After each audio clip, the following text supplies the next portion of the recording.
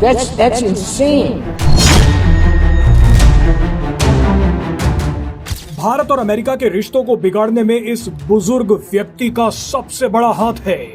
इसी व्यक्ति की वजह से डोनाल्ड ट्रंप अचानक भारत विरोधी बन गए हैं और इसी व्यक्ति ने डोनाल्ड ट्रंप और पीएम मोदी की लड़ाई करवाई है।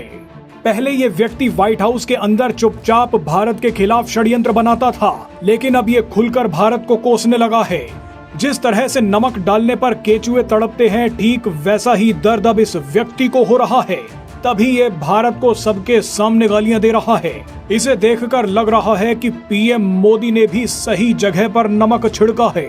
इस व्यक्ति ने भारत के बारे में जो कहा है उसे सुनकर आपका खून खौल जाएगा। इसका बयान आपको सुनवाएंगे। इसके बयान पर भारत के विदेश मंत्री एस जयशंकर ने कौन सा मुंहतोड़ जवाब दिया है वो भी आपको सुनवाएंगे।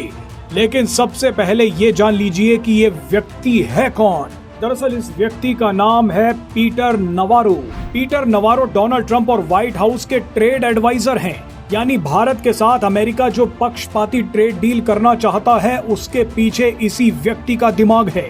यही व्यक्ति शायद डोनाल्ड ट्रंप को सलाह दे रहा है कि भारत पर टैरिफ लगाओ ताकि पीएम मोदी डर जाएं और अमेरिका के साथ ट्रेड डील साइन करने पर मजबूर हो जाएं।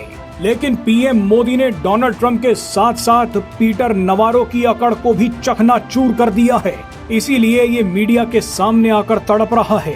पीटर नवारो ने कहा है कि भारत की वजह से ही यूक्रेन में शांति नहीं आ रही, क्योंकि भारत हमें जो सामान बेचकर पैसा कमाता है उसी से रूसी तेल खरीदता है, फिर उसी तेल को प्रोसेस करके और भी ज्यादा मुनाफा कमाता है। इस पूरी प्रक्रिया में भारत के साथ साथ रूस की भी कमाई हो रही है। रूस भारत से मिले पैसे से हथियार खरीद रहा है और यूक्रेनियों को मार रहा है। ये तो पागलपन है। अब पीटर नवारो से कोई पूछे कि क्या सिर्फ भारत ही रूस के साथ व्यापार कर रहा है? चीन, अमेरिका और पूरा यूरोप रूस के साथ व्यापार कर रहा है। ऐसे में सिर्फ भारत पर ही क्यों आरोप लगाया जा रहा है? रूस यूक्रेन जंग से असली मुनाफा कौन कमा रहा है वो पीटर नवारो को हम बताते हैं। जब से जंग शुरू हुई है, अमेरिका लगातार यूक्रेन को हथियार बेच रहा है। यूक्रेन का डर दिखा के पश्चिमी देशों को भी अपने हथियार बेच रहा है। यानी जंग में सबसे ज्यादा मुनाफा तो अमेरिका हथियार बेचकर कमा रहा है। हाल ही में पुतिन के साथ शांति वार्ता का ड्रामा करने वाले डोनाल्ड ट्रंप ने यूक्रेन से कहा है कि अगर अपनी आत्मरक्षा करनी है तो अमेरिका से $100 बिलियन के हथियार खरीद लो, जिसका पैसा यूरोपीय टैक्स पेयर को देना होगा। दुनिया में जहां जंग चल रही है वहां अमेरिका मुनाफा कमाता है। अमेरिका दशकों से तेल के लिए कई देशों को बर्बाद कर चुका है। इराक तो अमेरिका की वजह से अब एक खंडर बन चुका है। यही खेल अब अमेरिका बलूचिस्तान में करना चाहता है। अमेरिका बलूचिस्तान के नेचुरल रिसोर्सेज को चीन के साथ मिलकर लूटना चाहता है। अब आप ही बताइए कि दुनिया को जंग में ढकेल कर मुनाफा कौन सा देश कमा रहा है? इससे भी दिलचस्प बात यह है कि भारत पर आरोप लगाने वाले पीटर नवारो एक बात पर खामोश हो गए। वो बात यह है कि अमेरिका भी रूस से तेल खरीद रहा है।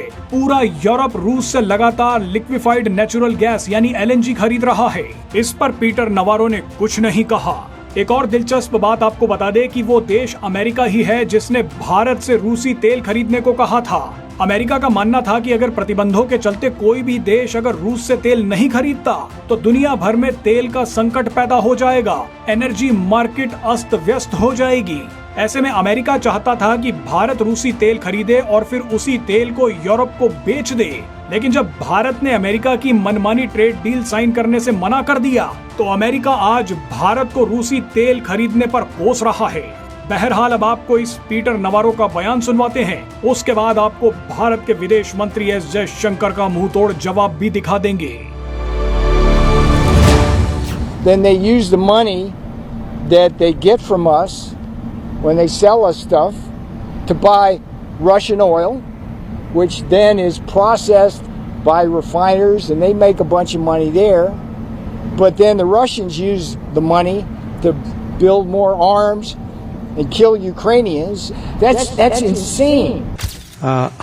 We are not the biggest purchasers of Russian oil. That is China.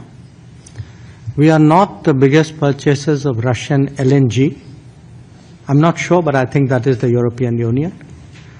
We are not the country which has the biggest trade surge with Russia after 2022. I think there are some countries to the south. We are a country where actually the Americans said for the last few years that we should do everything to stabilize the world energy markets, including buying oil from Russia. Incidentally, we also buy oil from America, and that amount has been increasing. So, quite honestly, we are very perplexed at the logic of the argument that you had referred to. Z News.